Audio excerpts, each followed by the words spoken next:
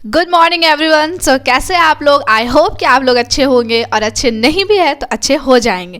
चलिए आइए आज क्लास 12th का क्रैश कोर्स स्टार्ट कर रहे हैं और इसमें हम लोग थोड़ा डिफ़िकल्ट चैप्टर्स उठाए हैं ताकि जितना जल्दी मैं चैप्टर्स को कंप्लीट कर पाऊँ तो उससे क्या हो कि आप लोग का डर जो है वो जल्दी जल्दी ख़त्म हो पाए। क्योंकि क्या होगा कि जितने हार्ड चैप्टर्स पहले निकल जाएंगे तो आप लोग के दिमाग से क्या है कि डर ख़त्म होते जाएगा, आपका सिलेबस कंप्लीशन भी होते जाएगा। ये एक ऐसा चैप्टर है जो स्कोरिंग चैप्टर है, माइक्रोब्स इन ह्यूमन वेलफेयर, और बच्चे को ये चैप्टर ऐसे आसान है इफ़ समझ में आ जाए तो, लेकिन आपको ऐसा समझाने वाला चाहिए।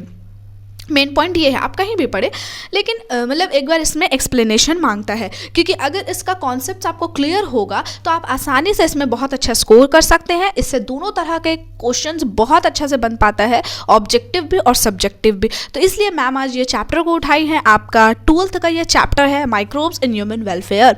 चलिए आइए इसको स्टडी करते हैं, और ख़ास करके ये सेकेंड टर्म में आने वाला चैप्टर था, ठीक है, अकॉर्डिंग टू प्रीवियस शेड्यूल। ठीक है, अब तो मिला के होगा आप लोग का एक एग्ज़ाम, तो पहले के हिसाब से ये सेकेंड टर्म में आने वाला था। तो आई होप कि बहुत सारे कोचिंग में भी अभी सेकेंड टर्म का नहीं हो पाया होगा, और मैनेज करना सभी टीचर्स के लिए थोड़ा सा प्रॉब्लमेटिक है, क्योंकि इस तरह से सिचुएशन हो गया है और बच्चे लोग के लिए भी प्रॉब्लमेटिक है। तो इसलिए खासकर मैम ने सेकेंड टर्म वाले एक चैप्टर को स्टार्ट किया है।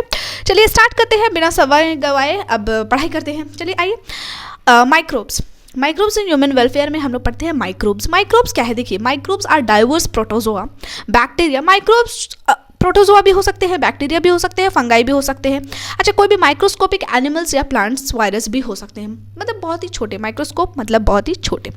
आइए अब हम लोग पढ़ते हैं माइक्रोब्स जो है होते हैं, पहले मैं बता दूं, बहुत ही छोटे होते हैं। ये खुली आंखों से आपको नहीं दिख सकते हैं, ये with the help of microscope आपको देखना पड़ेगा। अब हम लोग टॉपिक पढ़ते हैं microbes in house hold product. घर के घरेलू कामकाज में माइक्रोब का क्या काम है। तो देखिए, अ कॉमन एग्जाम्पल देते हैं is the production of curd यानी दही बनाना, किससे? फ्रॉम मिल्क, दूध से जो दही बनता है, तो वहाँ पर भी माइक्रोब का रोल होता है।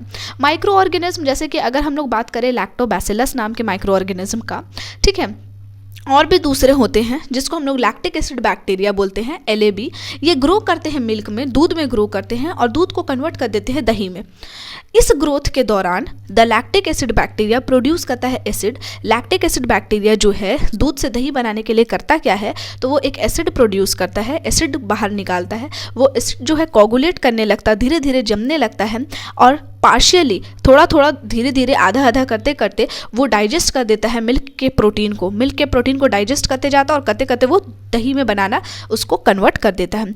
स्मॉल अमाउंट ऑफ कर्ड, थोड़ा अमाउंट में कर्ड भी मिलाते हैं हम लोग, ठीक है, जो कि एक इनोक्यूलम की तरह होता है। फ्रेश मिल्क लेते हैं, उसको उबालते हैं थोड़ा, और फिर उसमें थोड़े सा दही मिलाते हैं, ठीक है, ताकि पूरा दही जम जाए। जो घर पे मम्मी लोग दही जमाती है ना, ये हम लोग वो प्रोसेस पढ़ रहे हैं, ठीक है।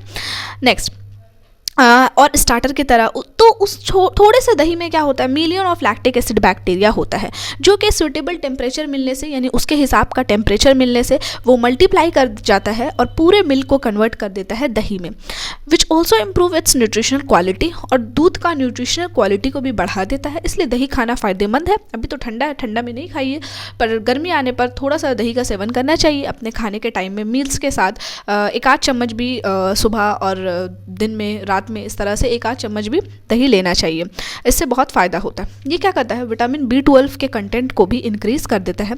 अच्छा, हमारे स्टमक में भी जो लैक्टिक एसिड बैक्टीरिया है, ये बहुत ही बेनिफिशियल रोल प्ले करता है, ठीक है, बहुत ही बेनिफिशियल रोल प्ले करता है, यानी कि ये फ़ायदेमंद होता है, ठीक है, ये हम लोगों के लिए फ़ायदेमंद होता है। नेक्स्ट, अच्छा, माइक्रोब्स इन इंडस्ट्रियल प्रोडक्ट्स। यहाँ तो अभी हम लोग घर वाला तो बात कर लिए, टॉपिक है ना। अब हम लोग देखते हैं कि इंडस्ट्रीज़ में माइक्रोब्स का क्या काम है। तो सबसे पहला है फर्मेंटेड बेवरेजेस यानी बनाने के लिए, यानी कि वाइन, बियर, विस्की, ब्रांडी, रम्स, ये जो बनते हैं बियर्स वगैरह, इसमें भी माइक्रोब का हेल्प होता है। तो माइक्रोब, स्पेशली ईस्ट की बात अगर हम लोग करें, ईस्ट एक तरह का माइक्रोब है जो यूनिसेलुलर होता है, एक सेल वाला होता है, ठीक है। Have been use from time immemorial मतलब कि बहुत लंबे समय से इसको यूज़ किया जा रहा है। किस लिए यूज़ किया जा रहा है? बेवरेजेस के प्रिपरेशन के लिए, बेवरेजेस बनाने के लिए। जैसे बेवरेजेस में क्या आ गया, आपके वाइन आ गए, बियर आ गया, विस्की आ गया, ब्रांडी आ गया और रम आ गया।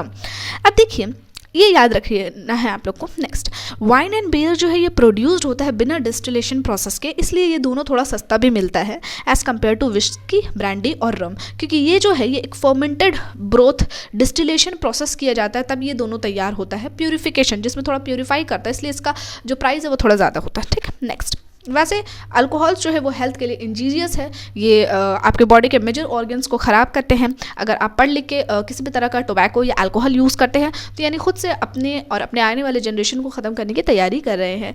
ठीक है, नेक्स्ट आइए आगे बात करते हैं। Next, antibiotics. देखिए एंटीबायोटिक्स आप लोग नाम सुने होंगे, कभी कोई फीवर होता है, कुछ होता है तो डॉक्टर दवा देता है, दवा के साथ वो कई बार आपको एंटीबायोटिक्स खाने भी बोलता है। और एक चीज़ याद रखिएगा, जानकारी के लिए बता देती हूँ कि कभी भी डॉक्टर अगर आप लोग को एंटीबायोटिक्स दे तो एंटीबायोटिक्स वो जितना डोज देता है ना दवाई के साथ, अगर वो बोलता है 6 डोज है आपको खाना ही है तो खाना है, तो उसको कभी स्किप मत किया कीजिए। कभी ऐसा नहीं कि 4, 2, 3 कर दिए, नहीं, डॉक्टर जितना दवाई लिखता है ना उतना दवाई खाना चाहिए। ठीक है, कभी ऐसा होता है हम लोग ठीक हो जाते हैं तो हम लोग वो दवाई स्किप कर जाते, नहीं, तो ऐसे बाकी दवाई में तो कर सकते हैं थोड़ा बहुत, ठीक है, लेकिन एंटीबायोटिक में मतलब रिस्क नहीं ले सकते, क्योंकि अगर एंटीबायोटिक डॉक्टर जितना प्रिस्क्राइब करता है उससे अगर हम लोग कम खा लेते हैं या ज़्यादा खा लेते हैं तो वो बाद में बहुत सारा डिजीज़ कॉज करता है। ठीक है, चलिए आइए, तो इससे ये एग्जाम्पल बताने से क्लियर हो गया होगा आप लोग को कि एंटीबायोटिक्स क्या है, मैम किस बारे में बात कर रही है। Next, antibiotic produced by microbes. देखिए एंटीबायोटिक भी कहाँ से प्रोड्यूस्ड हो रहे हैं, माइक्रोब से प्रोड्यूस्ड हो रहे हैं। पेनिसिलिन नाम का एक पहला एंटीबायोटिक था जिसको डिस्कवर्ड किया गया था अलेक्जेंडर फ्लेमिंग नाम के एक साइंटिस्ट ने। ठीक है, अच्छा, ये जो अलेक्जेंडर फ्लेमिंग नाम के एक साइंटिस्ट थे, इन्होंने एंटीबायोटिक को डिस्कवर्ड किया था कब, जब वो वर्क कर रहे थे स्टैफिलोकोकाई नाम के एक बैक्टीरिया पे। ठीक है, वंस ऑब्जर्व अ माउल्ड, वो देखे कि एक माउल्ड यानी भुआ टाइप का नहीं जमने लगता है, ग्रो कर रहा है। One of his unwashed culture, वो 2 प्लेट लिए थे, कल्चर जिसको बोला जाता है मीडियम जिसमें ग्रो करते बैक्टीरिया को, तो एक को वो धो लिए थे, वॉश था, और एक जो था अनवॉश्ड था। तो उस अनवॉश्ड में पेनिसिलिन जो है वो ग्रो करने लगा था, और पेनिसिलिन क्या है, एक एंटीबायोटिक है, तो वो क्या करेगा, बीमारी होने वाले बैक्टीरिया के ग्रोथ को रोकेगा। तो उसी तरह से वो क्या कर रहा था कि जहाँ पर ही अनवॉश्ड प्लेट में जहाँ पर ही पेनिसिलिन ग्रो कर रहा था तो वहाँ स्टैफिलोकोकाई नाम का एक बैक्टीरिया ग्रो नहीं हो पा रहा था। Then he found out that it was due to a chemical produced by the mold। तो वो बोले अरे भाई स्टैफिलोकोकाई जो डिजीज़ करने वाला बैक्टीरिया है इसको पेनिसिलिन ग्रो नहीं करने दे रहा है। ठीक है, तो इसीलिए उसका नाम क्या रखे, उस माउल्ड का, उस भुआ का, इस तरह से भुआ लग जाता है ना ब्रेड वगैरह में भी, तो उस भुआ का नाम ये रखे पेनिसिलिन आफ्टर द माउल्ड, और इसका फुल नाम रखे पेनिसिलियम नोटेटम। तो यहाँ तक आप लोग को क्लियर हुआ। चलिए आगे बढ़ते हैं। अब फ्लेमिंग नाम के एक साइंटिस्ट थे, चेन नाम के एक साइंटिस्ट थे, और फ्लोरे नाम के एक साइंटिस्ट थे। इन्होंने अवार्ड किया, इनको अवार्ड मिला, क्या अवार्ड मिला, नोबेल प्राइज़ का अवार्ड मिला। कब मिला, 1945 में मिला। क्यों मिला, इसके डिस्कवरी के लिए मिला। तो ये पॉइंट्स याद रखेंगे। Antibiotic have greatly improved our capacity to treat deadly diseases such as plague, whooping cough, काली खांसी। देखिए एंटीबायोटिक आने की वजह से, जैसे फॉर एग्जाम्पल समझिए आज कोविड से किस तरह लोग परेशान हैं, कोविड से लोग बहुत ज़्यादा परेशान है ना, तो कल को हो सकता है आने वाले 10-15 साल बाद ऐसा होगा कि एक छोटी सी दवाई होगी या एक छोटा सा इंजेक्शन होगा जिससे कोविड नाम की बीमारी ठीक हो जाती होगी।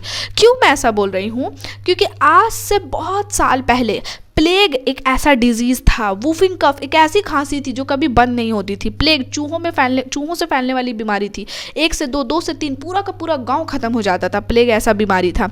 डिप्थेरा, गलगोथू, लेप्रोसी जिसको बोलते हैं जिसका जो बॉडी ऑर्गन नहीं रहता, जिसको कोढ़िया बोलते हैं। ठीक है, सॉरी इस तरह से वर्ड यूज़ नहीं करना चाहिए बट समझाने के लिए बोले तो ये लेप्रोसी उसको बोलते हैं। एक लेप्रोसी कॉलोनी भी होता है जहाँ पर उस तरह के लोग रहते हैं। ठीक है, तो इसलिए बोलते हैं कि कभी भी लाइफ में डीमोटिवेट नहीं होना चाहिए, क्योंकि हम लोग अपने हाथ पैर से चल रहे हैं, उठ रहे हैं, 3 टाइम का खाना खा रहे हैं अपने हाथ पैर से।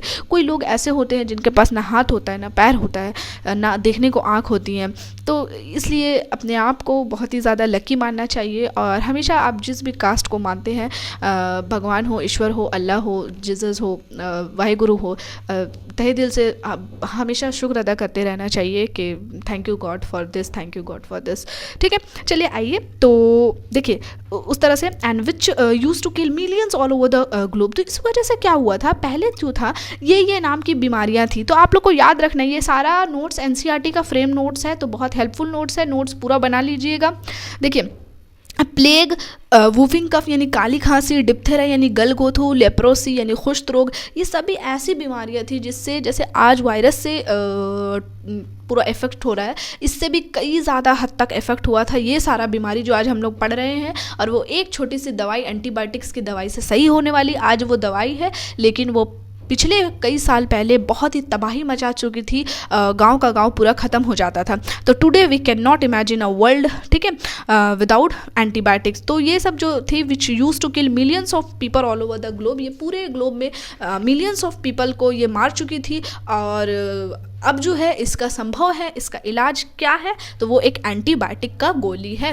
तो हम लोग एंटीबायोटिक के बिना किसी भी अब वर्ल्ड को इमेजिन ही नहीं कर सकते हैं, क्योंकि एंटीबायोटिक्स इतना बड़ा बड़ा रोल प्ले करता है। तो यहाँ पर ही हम लोग सब, और एंटीबायोटिक्स जो है वो किससे बना, माइक्रोब्स से बना हुआ है। तो यही चीज़ हम लोग पढ़ रहे थे कि माइक्रोब्स क्या है, माइक्रोब हाउस होल्ड में कैसे काम करता है, इंडस्ट्री में कैसे काम करता है, माइक्रोब एंटीबायोटिक्स मेडिसिनल लाइन्स में कैसे काम करता है। तो ये सारा चीज़ आज हम लोग देखें।